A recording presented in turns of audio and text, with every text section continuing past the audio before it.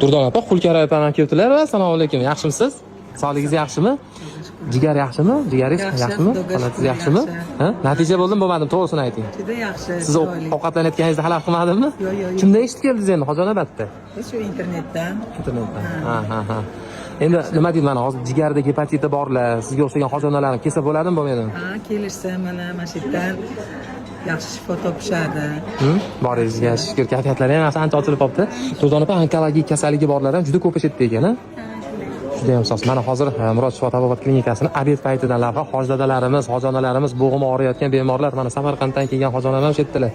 O'rtoqlar, bemalol hojdadalarimizni operatsiyalarsiz, ukol dori darmonlarsiz davolayotgan Murod shifo tabobat klinikasiga olib kelsalaring bo'laveradi. Bu yerda bir kurs lecheniya sizga necha pulga tushadi, qiziqmi? Narx so'zini qoldiring, hamma ma'lumotlarni o'zimiz sizlarga tashlab beramiz. Manzil so'zini kim yozib bersa, lokatsiyalarni tashlab beramiz.